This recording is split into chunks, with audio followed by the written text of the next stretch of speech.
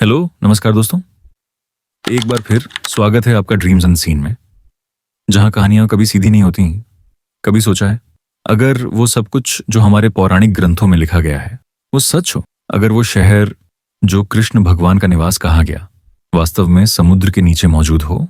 कहानी एक ऐसे शहर की जो अब सिर्फ पानी के नीचे छुपा है, लेकिन उसका नाम आज भी जिंदा है, द्वारका।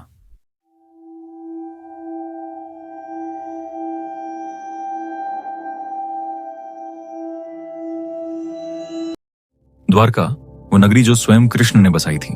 कहते हैं मथुरा छोड़ने के बाद यादव वंश को बार बार शत्रुओं का सामना करना पड़ रहा था। ऐसे में भगवान कृष्ण ने निर्णय लिया कि वो समुद्र के किनारे एक ऐसी नगरी बसाएंगे जो अभेद्य हो, ऐसी नगरी जो शत्रुओं की पहुंच से दूर हो। पुराणों में वर्णन मिलता है कि समुद्र ने स्वयं पीछे हटकर स्थान दिया था जहां द्वारका का निर्माण हुआ। पत्थरों से बनी ऊंची दीवारें, सोने चांदी से जड़े महल और हर तरफ वैभव। कहा जाता है कि द्वारका में 9 लाख से अधिक महल थे। हर महल की दीवारें बहुमूल्य रत्नों से जड़ी थीं। हर गली में संगीत बजता था, उत्सव होते थे, और श्री कृष्ण का महल तो उसकी तो बात ही अलग थी। पर क्या ये सब केवल कहानी है या इसका कोई सच भी है? महाभारत में साफ उल्लेख है कि श्री कृष्ण के पृथ्वी से प्रस्थान के बाद पूरी द्वारका नगरी समुद्र में समा गई थी। समुद्र ने धीरे धीरे आकर द्वारका को निगल लिया। वहां का वैभव, वहां की सड़कें, महल सब लहरों के नीचे खो गए। ये बात कितनी सच है? वैज्ञानिकों ने इसे महज गाथा मान लिया। मगर फिर 1983 में कुछ ऐसा हुआ जिसने सदियों पुरानी कहानी को हकीकत का शक्ल दे दिया। 1983 में भारतीय पुरातत्व सर्वेक्षण ने गुजरात के समुद्र तट पर गोता लगाया। यहां समुद्र के नीचे पत्थर की दीवारें मिली, ऐसे अवशेष जो इंसानी हाथों से बनाए गए थे। इन्हें देखकर सब हैरान रह गए। क्या सच में द्वारका अस्तित्व में थी?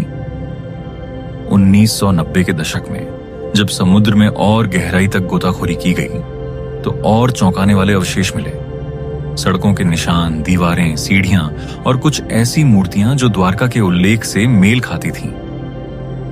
गोविंद स्वराज, जो इस अभियान के प्रमुख थे, उन्होंने कहा, यह पहली बार है कि किसी भारतीय ग्रंथ में लिखे गए शहर के भौतिक प्रमाण मिले हैं। जिन गोताखोरों ने द्वारका की तलहटी में उतरी, उन्होंने जो देखा वो चौंकाने वाला था।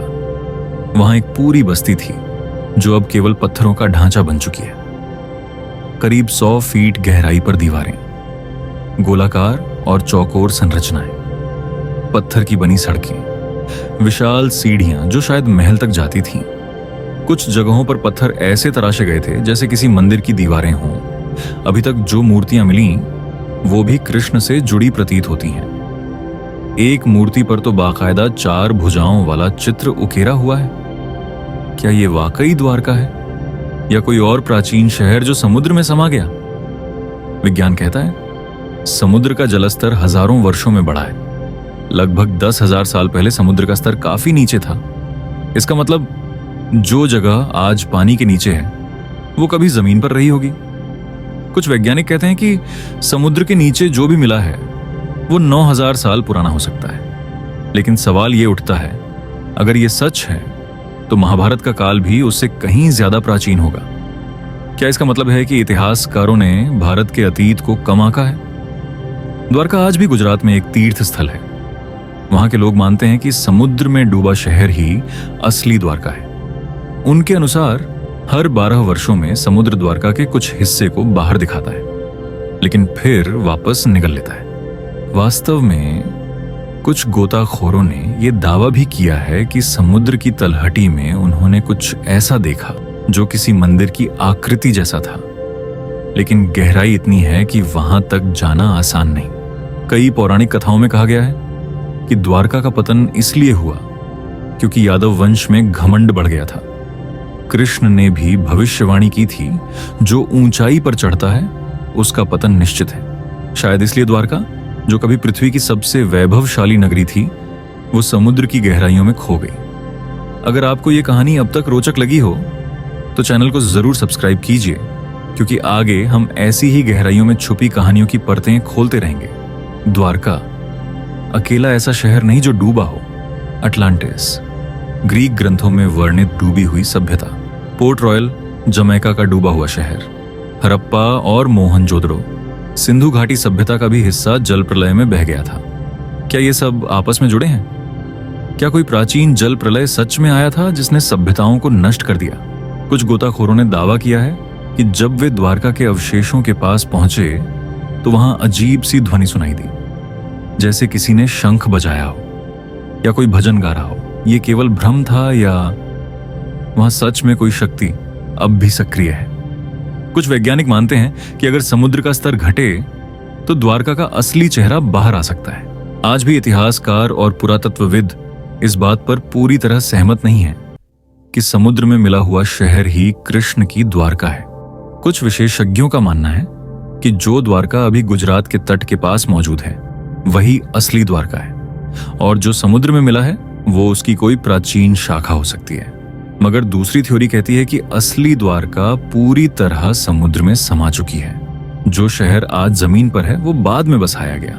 कुछ शोधकर्ताओं ने जीपीएस और सोनार टेक्नोलॉजी से यह मानचित्रण करने की कोशिश की है कि समुद्र तट से लगभग 3 से 5 किलोमीटर दूर जो अवशेष मिले हैं वही असली नगरी के हिस्से हैं। लेकिन वैज्ञानिक उपकरणों की सीमाओं के कारण पूरी जगह को अब तक नक्शे में नहीं बदला जा सका, और शायद इसीलिए आज भी हमें यह नहीं पता कि असली द्वारका कहां सोई है।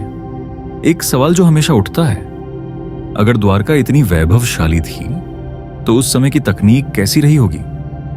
पुराणों में वर्णन है कि द्वारका में विमान जैसे यंत्र थे। वहां के महलों में स्वर्ण से जड़ी दीवारें, क्रिस्टल जैसी सीढ़ियां और कांच जैसे फर्श थे।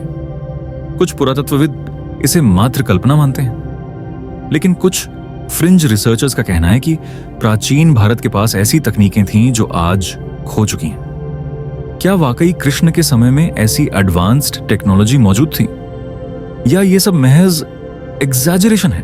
अगर सच है तो समुद्र के नीचे अभी भी ऐसे रहस्य दबे हो सकते हैं जिन्हें हम आधुनिक यंत्रों से भी नहीं पकड़ पाए हैं। आज भी द्वारका के तटीय गांवों में एक किस्सा प्रचलित है। कुछ मछुआरे कहते हैं कि जब वे गहरे समुद्र में जाते हैं तो एक विशेष जगह पहुंचते ही उनका नाव रुक जाती है, जैसे किसी अदृश्य दीवार से टकरा गई हो। कुछ तो कहते हैं कि उन्होंने पानी के अंदर झांकने पर रोशनी जैसी चमकती लकीरें देखी हैं। कोई कहता है कि वो दीप हैं जो द्वारका में हर रात जलते थे और आज भी जल रहे हैं, बस इंसानी आंखें उन्हें देख नहीं सकती। क्या सच में समुद्र के नीचे कोई शक्ति है, या ये सिर्फ मन का वहम है? तो दोस्तों, द्वारका की कहानी सिर्फ एक डूबे शहर की नहीं, ये उस विरासत की है जो हमें याद दिलाती है कि हमारा इतिहास जितना दिखता है उससे कहीं ज्यादा गहरा है। शायद किसी दिन जब तकनीक और हमारी समझ दोनों मिलकर समुद्र की परतों को पूरी तरह खोलेंगे, तब हम जान पाएंगे कि द्वारका सच में क्या था।